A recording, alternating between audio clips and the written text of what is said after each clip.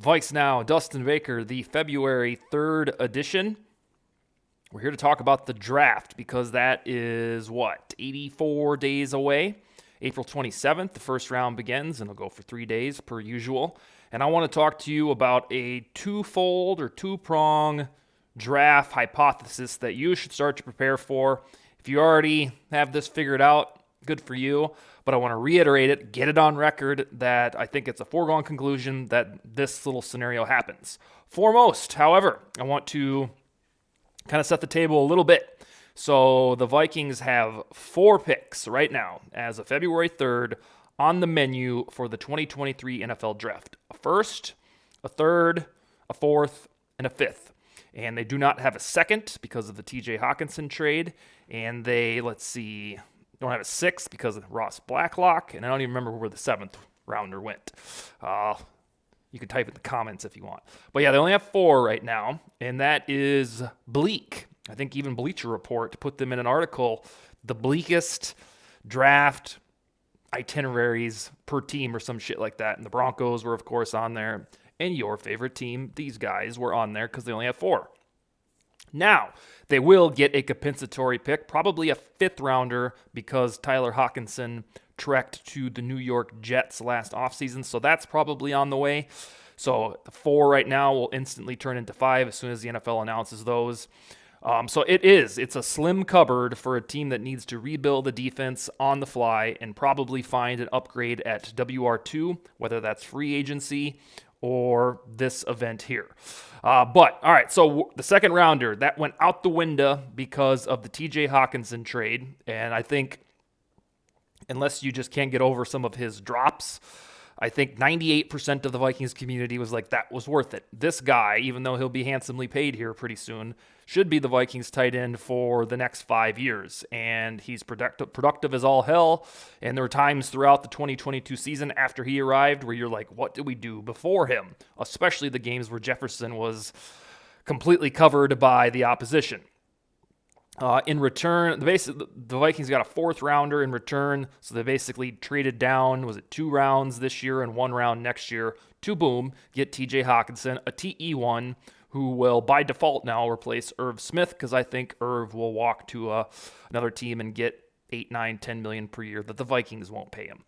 But here is the first contention, is that when TJ Hockenson was circled as the target, I don't know if it was the day of or it was a long lead up, but when Kwesi Adofo-Mensah called the Detroit Lions and says, we want him, the hell with your taboos about trading with your rivals, we want TJ Hockenson, I'm pretty damn sure that he knew he would claw back a pick to make up for the second rounder that he would lose. So I'll get to that in a second. I don't think that it was a one-stop shop where you trade for TJ Hockenson and then that's it. I'm not gonna do anything else with this. I think he knew in the heart of hearts, I'm giving away a second rounder to these kiddies. I think I can get a second rounder back by the way I like to trade. And last year, during his first NFL draft, Kwesi Adofo-Mensah traded more than any human in that event in those 3 days. Nobody else traded more than the Vikings, which was pretty fun for my purposes, and I think your purposes, how much wheeling and dealing he did. But you have to face the reality. This dude has a finance background. He's, the Wall Street guy in an NFL saddle. Of course he's going to trade. He trades like an absolute fiend. I think when I pulled the numbers in the regular season, October, so it was either the Vikings or the Raiders were the teams that had traded the most in 2022. And I'm going to guess with the Hockenson trade that it probably ended up being the Vikings. So no matter how you dice it, your favorite football team loves to trade. So the first part of this, the Vikings draft outcome you should prepare for, is I think that 23rd overall pick is guaranteed to be traded. You want to spend the next 2+ months speculating who the Vikings get via mock draft, the 23rd pick. Bless your heart. I'll be doing it too. All the machines, whether it's PFNs or PFFs, go ahead and do it. Cam Smith seems like all the craze, or the most commonly mock drafted guy, the cornerback to the Vikings. But I really don't think they'll end up picking in that spot. I firmly believe that when the Hockenson trade went down, Kwesi Adofo-Mensah said, all right, I'm going to get some sort of draft pick. At the time, it probably felt like a 27th or 28th overall draft pick. Well, the Vikings bungled the wild card round and boom, are picking 23rd. I think he takes that pick. I think it's a foregone conclusion that he takes that selection, the 23rd overall pick, and trades it to somebody between 24 and 32, kind of like the Scene deal last year. And he gets a first rounder and then a low round second rounder. Why do I feel this way? Well, if you watch the aftermath of the 2022 NFL draft, Kwesi and Kevin O'Connell talked about how this range between the late first round, which is where Lewis Scene was found, and I think it was the end of the second, that was their spot. That's where they found the most value, the most draft capital to be maximized in the event. I think that was applicable to beyond one single draft. And this draft is ultra deep at edge rusher and corner, two spots the Vikings could arguably stand to get better at. So I firmly believe that when you look up on draft night and you're waiting for the 23rd overall pick to be announced, I'm going to guess that that's traded so that Adolfo Mensa can get 2 for the price of 1. I think that was probably the plan all along when he said, oofda, I've got to trade a second for TJ Hawkinson. He probably smirked and said, ooh, that's nothing. I'll do what I did with Scene last year and get multiple picks. From day one, when the guy took over, he's talked about value as if it's his favorite word. He wants to maximize value via draft capital, via contract, via player. And I think in his mind, the best way to do that will be to trade the 23rd pick for 2 picks. I don't know if that'll be like the 31st and then the 31st in the second round or somehow 2 second rounders. I'm not sure what the numbers will be, but I am convinced that you should start to prepare for that 23rd overall pick to be traded for 2 draft picks. Then, I told you it was twofold. Here's the second fold. In one of those first 2 picks, an impact week 1 ready defensive player will be chosen.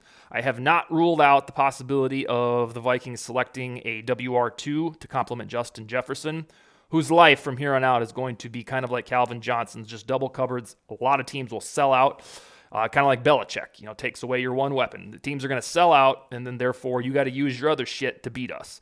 And in this case, that would be TJ Hawkinson. I don't know if Adam Thielen will be back, but it'll probably be whoever the WR2 is decided in free agency and the draft this year. So I have not ruled out a WR2 to be the Vikings' first pick. However, the weakness of the team, which was on full effing display against the Giants, was the defense.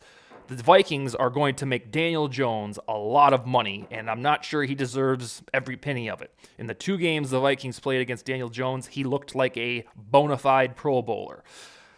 And then they played against the Eagles, he didn't look like shit. So that's neither here nor there, but the defense, beyond the shadow of a doubt, was a humongous problem, and it's the reason, the only reason why the Vikings lost at home to the New York Giants. Therefore, the defense cannot be ignored this offseason. I still think if they would have found a way to beat the Giants and then got their clocks cleaned against the 49ers, we could have pounded our chest all offseason, said we won 13 games, we got to the divisional round, we won the NFC North with a first-year head coach. We would have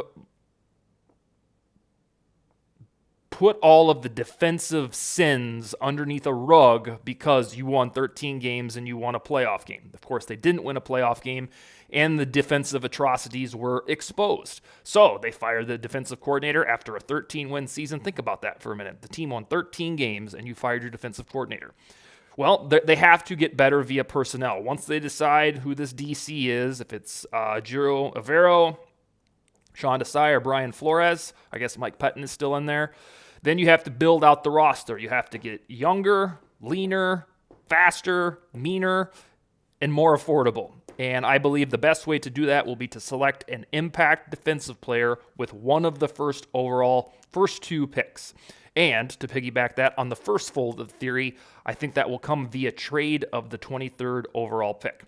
And the little final note on this hypothesis that sort of applies is, yes, right now they only have 4 draft picks. They will have 5 when they enter the event. I think by the time you look up at the screen on your phone or on the internet after the event, the Vikings will have at least 7 draft picks, as if, It didn't feel like they had 4 to begin with. We have a track record. It's not very long, but it is documented that Adolfo does enjoy trading, and I think they ended up with 10 last year when they had a normal batch of picks. So I am pretty damn sure that you're going to get at least 7 players from the draft because it's like a kid in a candy store with Adolfo in these trades. So the twofold plan is mark it on your calendar. The 23rd overall pick will be traded for multiple assets, moving down in the draft to get one extra player. And one of the first 2 picks will be a defensive player who they believe will be ready to play in week 1. All right, guys and gals, you have a wonderful weekend. I'll be back Monday. Maybe we'll talk about a defensive coordinator and how that guy will, shape the 2023 defense.